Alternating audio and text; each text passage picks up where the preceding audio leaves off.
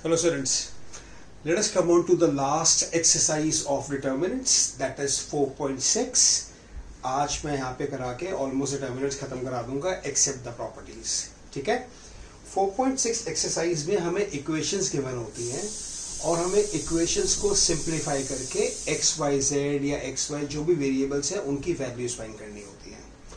पर सबसे पहले मैं आपको ये समझा रहा हूँ कि लिखते किस तरह से इक्वेशंस को है और फिर उसके बाद एक कॉन्सेप्ट समझा रहा हूँ कंसिस्टेंट और इनकंसिस्टेंट क्या चीज़ होती है.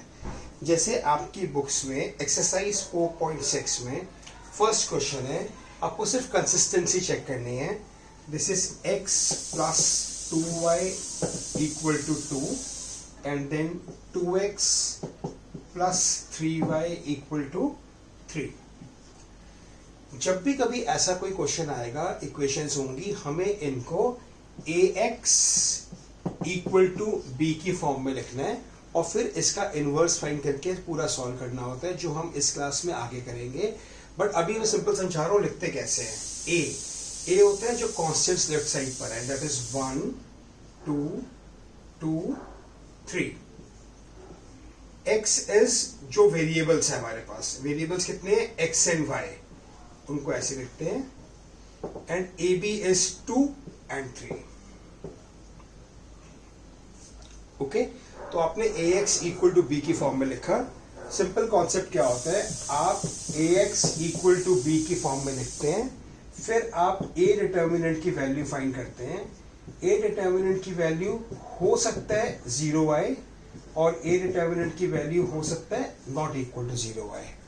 अगर a डिटर्मिनेंट की वैल्यू 0 आती है तो इसको बोलते हैं, ऐसे मैट्रिक्स को बोलते हैं singular matrix,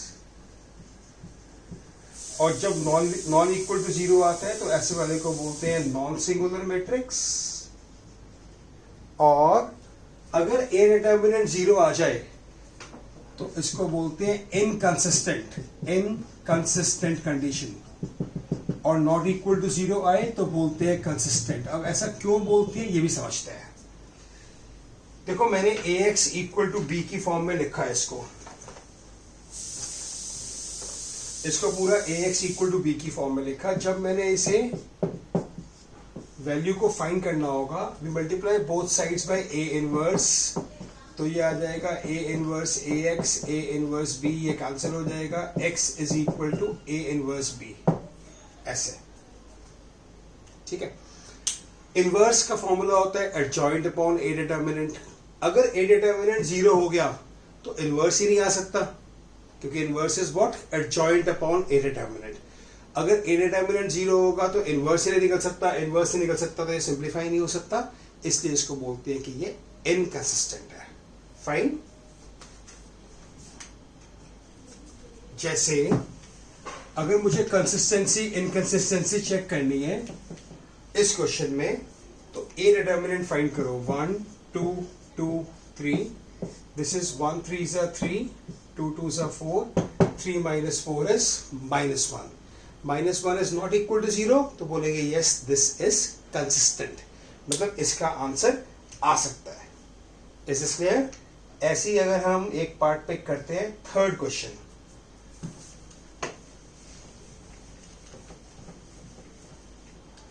Third question is x plus 3y equal to 5 and 2x plus 6y equal to 8. आप इसे ax equal to b की फॉर्म में लिखो. 1 3 2 6, ये होगा x and y, b is 5 and 8. आप डिटर्मिनेंट की वैल्यू फाइंड करो, a का डिटर्मिनेंट फाइंड करो. 1 3 2 6, आपका आंसर आएगा 6 minus 6, दैट इज 0. इस क्वेश्चन को आगे सॉल्व नहीं करेंगे और लिख देंगे this is inconsistent. Okay. First, second, third, fourth, fifth and sixth, ये पहले के 6 क्वेश्चन में आपको सिर्फ ये चेक करना है कि ये कंसिस्टेंट है या इनकंसिस्टेंट है. इसके अलावा इसमें फर्स्ट 6 क्वेश्चंस में कुछ नहीं करना. 7th क्वेश्चन ऑनवर्ड समझते हैं कि इक्वेशंस को सॉल्व किस तरह से करा जाता है. मैं पिछले वीडियो सेशंस में आप लोगों को समझा चुका हूं माइनर, कोफैक्टर, एडजॉइंट, वो सारी इन्वर्स कैसे फाइंड करते हैं, हम वही वाला कॉन्सेप्ट यूज करेंगे। मैं दोबारा इन्वर्स नहीं फाइंड करूंगा, मैं सिंपल इक्वेशंस के फॉर्म में जा रहा हूँ। इन्वर्स फाइंड करने के लिए मैं आपको बता चुका हूँ पहले। इन केस कोई डाउट हो तो वो वाला वीडियो देख ले, और अगर फिर भी डाउट हो तो मुझे व्हाट्सएप कॉल या हमारी एप्लीकेशन के चैट सेशन के थ्रू डिस्कस करना है। ये है 5x + 2y = 4 and second equation is 7x + 3y = 5। अब आप पहले इसे ax = b की फॉर्म में लिखो। ax = b, so this is 5 2 7 3 x y 4 5। अब आप इसका डिटर्मिनेंट फाइंड करो। 5 × 3 is 15, 7 × 2 is 14, 1 मतलब ये 0 नहीं आया तो बोलेंगे yes this is consistent। और कंसिस्टेंट में जब आप ax = b लिखते हैं तो x का आंसर आता है a इनवर्स b। आपके पास a इनवर्स के लिए क्वेश्चन गिवन है 5 2 7 3 xy और ये गिवन है 4 और 5। अगर आप इसको सिंप्लीफाई करेंगे, आपको याद है मैंने आपको कॉन्सेप्ट बताया था इनवर्स फाइंड करने के लिए सिंपली आप क्या कर सकते हो, आप सिंपल उनका जो हमारे डायगोनल एलिमेंट्स हैं और जो नॉन डायगोनल एलिमेंट्स हैं उनके लिए मैंने आपको कॉन्सेप्ट समझाया था straight away, if you can recall that, कि कभी भी ऐसा क्वेश्चन आता है जिसमें वैल्यूज होती हैं, अगर हमें इनवर्स फाइंड करना होता है तो हमें डायगोनल एलिमेंट्स को इंटरचेंज करना होता है। 5 और 3 को लिखेंगे 3 और 5, और जो नॉन डायगोनल एलिमेंट्स हैं उनके साइन चेंज करने होते हैं, -2 एंड -7, और b मुझे गिवन है 4 5। आप इसे सॉल्व करेंगे तो आपके पास x y का आंसर आ जाएगा। आप इसे सिंप्लीफाई करेंगे तो आपका आंसर इसका 2 और -3 आ जाएगा। क्लियर है? मैंने यहाँ पे इनवर्स डायरेक्टली कर दिया क्योंकि मैंने कोई शॉर्टकट समझाया था, बट एग्जाम में तो आप पूरा माइनर, कोफैक्टर, एडजॉइंट और फिर इनवर्स फाइंड करेंगे। इनको मल्टीप्लाई करें, you will get the value of x and y। Fine, ये इस एक्सरसाइज का मेन कॉन्सेप्ट है। जो भी इक्वेशन गिवन है पहले आप ax = b की फॉर्म में लिखें, फिर आप a का डिटर्मिनेंट फाइंड करो, आप चेक करो कि a डिटर्मिनेंट 0 तो नहीं आ रहा। अगर a डिटर्मिनेंट 0 आ रहा है तो वो इनकंसिस्टेंट होगा, अगर a determinant not equal to 0 आ रहा है तो कंसिस्टेंट होगा और फर्दर सॉल्व कर पाएंगे, और x = a इनवर्स b वाले कॉन्सेप्ट से करेंगे। फाइन, एक और क्वेश्चन डिस्कस करता हूँ मैं आपके साथ, जिसमें 3 वेरिएबल्स, लाइक क्वेश्चन नंबर 7 8 9 10 सब में 2 इक्वेशंस हैं। Question number 11, so this is question number 11, question number 12, question 13 and 14। ये सारे क्वेश्चन कॉन्सेप्ट ये वाला यूज होएगा, बस इक्वेशंस 3 है, वेरिएबल्स 3 है। जैसे मैं आपके साथ क्वेश्चन नंबर 12 पिक कर रहा हूं, x - y + z = 4, 2x + y - 3z = 0, x + y + z = 2। आप इसे ax = b की फॉर्म में लिखें। a1 - 1 1 2 1 - 3 1 1 1 x y z = 4 0 and then 2। Fine, फिर आप a का डिटर्मिनेंट जब फाइंड करोगे तो सॉल्व करके इस क्वेश्चन में a का डिटर्मिनेंट आ रहा है 10, इसका मतलब इनकंसिस्टेंट है। अब आपका आंसर क्या होएगा, आपने ax = b लिखा था, x आएगा a इनवर्स b, x मतलब x y z, b values आपको गिवन है 4 0 2। अब आप इस a का इनवर्स फाइंड करोगे। जब आप इसका इनवर्स फाइंड करते हैं तो इनवर्स की वैल्यू आपकी आती है 1/10, 4 2 2 -5 0 5, 4 2 2 -5 0 5 एंड 1 - 2 3। इन्हें मल्टीप्लाई कर दो दोनों के दोनों मैट्रिसेस को, और आपका आंसर 2 - 1 and 1 आ जाएगा। 2 - 1 and 1। मैं ये सारे स्टेप्स नहीं कर रहा क्योंकि मैं पहले करा चुका हूँ, ठीक है। ax = b लिखा, चेक करा a के डिटर्मिनेंट का वैल्यू क्या है, a के डिटर्मिनेंट की वैल्यू आपके पास 10 आई, मतलब ये कंसिस्टेंट है। इसे सिंप्लीफाई किया, इनवर्स फाइंड किया, मल्टीप्लाई कर दिया। और एक चीज का ध्यान रखना है, एग्जाम में जरूर ध्यान रखना है, जब आपका आंसर आ जाएगा जैसे 2 - 1 and 1, इसे किसी भी इक्वेशन में पुट करके जरूर देख लें कि क्या वो मैच कर रहा है कि नहीं कर रहा। जैसे 2 - 1 1 मैं इस इक्वेशन में डालता हूं, 2 - 1 + 1, दिस विल गिव मी 4, और ये वाला 4 ये वाला 4 मैच कर गए हैं, मेरा आंसर ठीक है। Okay, so till question number 14 सारे के सारे क्वेश्चन इसी तरीके से करने हैं। फाइन, अब चलते हैं क्वेश्चन नंबर 15 पर।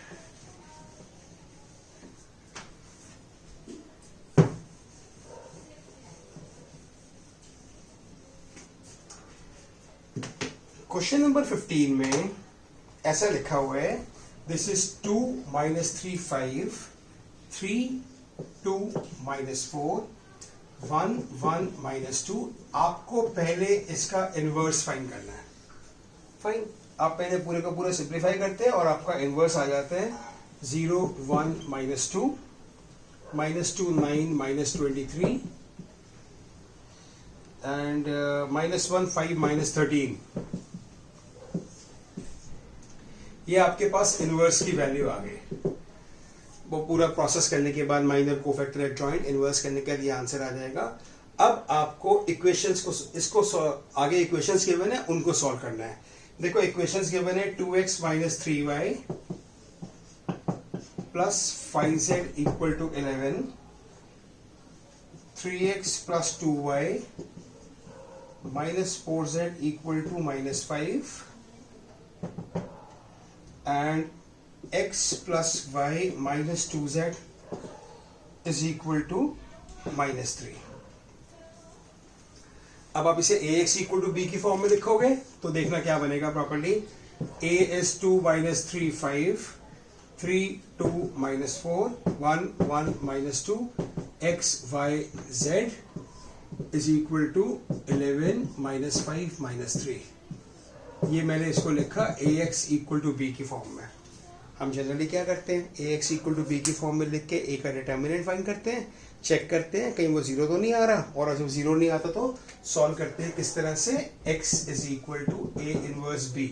अब इस क्वेश्चन में भी यही करना है, बट ये a इनवर्स दोबारा फाइंड करने की जरूरत नहीं है, क्योंकि ये और देखो ये वाला सेम बना है। 2 - 3 5, 3 2 - 1 1 - 2, 2 - 3 5, 3 2 - 1 1 - 2।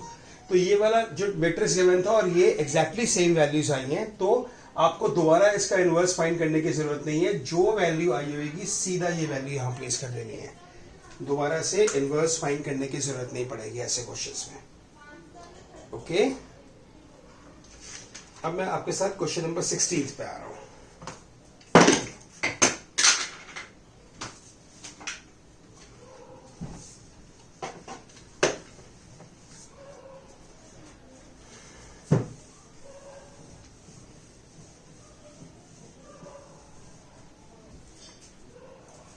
Question number 16 is, the cost of 4 kg onion, 3 kg wheat and 3 kg wheat and 2 kg rice is ₹60। Onion, wheat and rice की बात हो रही है, तो लेट अस टेक मैं अनियन का रेट ₹X पर kg एज्यूम कर लेता हूं।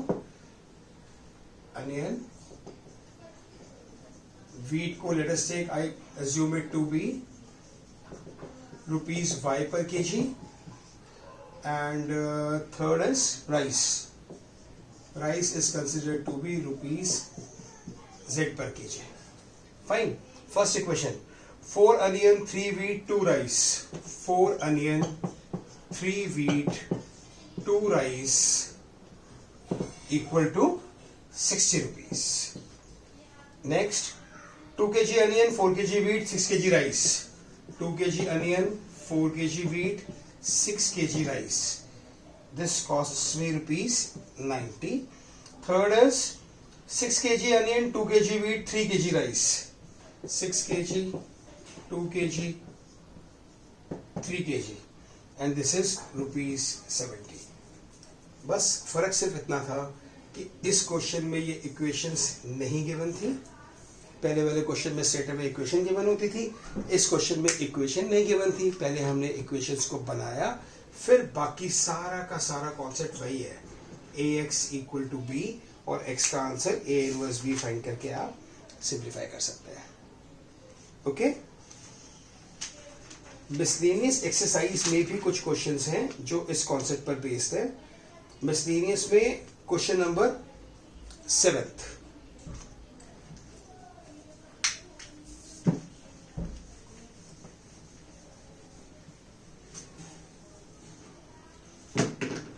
क्वेश्चन नंबर 7 है, आपको a इनवर्स गिवन है, that is 3 minus 1 1 minus 15 6 minus 5 5 minus 2 2। आपको b गिवन है 1 2 minus 2 minus 1 3 0 एंड 0 minus 2 1। आपको फाइंड करना है A B inverse, A B whole inverse.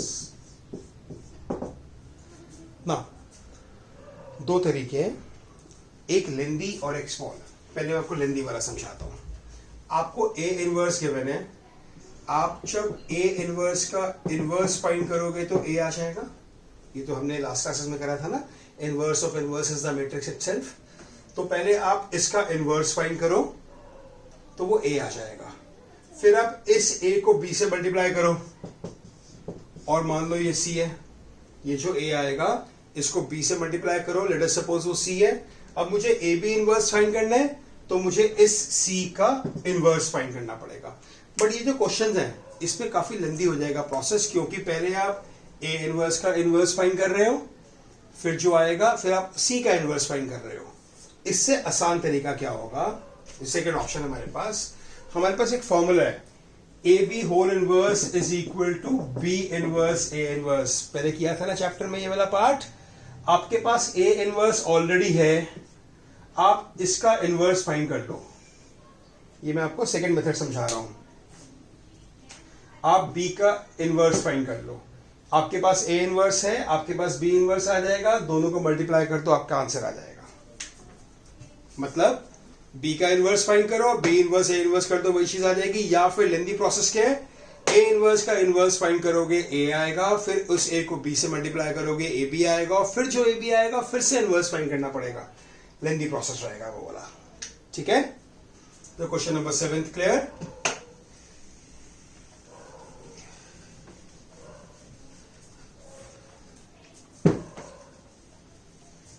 Now let us come on to question number 8। आपको a given है, आपको prove करना है adjoint a inverse and adjoint a inverse. Adjoint a का whole inverse is adjoint of a inverse. आप क्या करोगे, आपको मैट्रिक्स a गिवन है, आपको माइनर कोफैक्टर निकाल के एडजॉइंट निकालना आता है। पहले आप एडजॉइंट a फाइंड करो और उस एडजॉइंट a को लेट अस सपोज b मान लो। एक मैट्रिक्स आएगा ना, उस मैट्रिक्स को लेट अस सपोज b मान लेना। जैसे कि यहां पर सॉल्व करेंगे अगर हम, तो एडजॉइंट a आएगा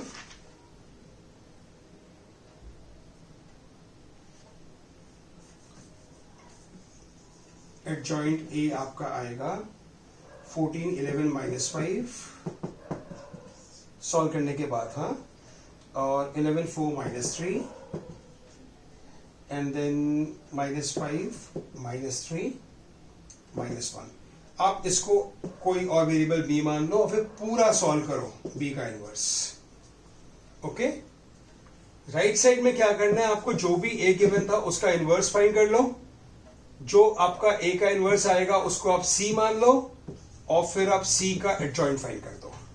मैं रिपीट करता हूं करना क्या है।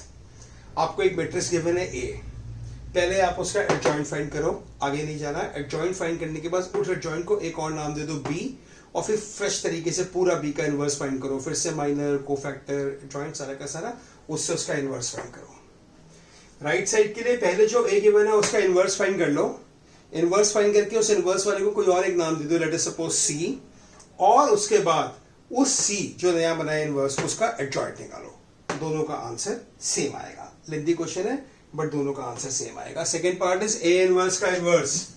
तो ये तो थोड़ी देर पहले भी मैंने लास्ट क्वेश्चन में भी कराया था कि आप इनवर्स का इनवर्स कर सकते हैं। आपको एक मैट्रिक्स गिवन है ए, पहले आप इसका इनवर्स फाइंड करो, मान लो आप इसको बी कह देते हो, और फिर आप इसका फिर से इनवर्स फाइंड करो, तो ऑटोमेटिकली जब आप ए इनवर्स का इनवर्स फाइंड करेंगे तो आपका आंसर ए के इक्वल आ जाएगा। ओके, इसके बाद इसमें एक और क्वेश्चन है मिसलेनियस में जो इस कॉन्सेप्ट पर बेस्ड है।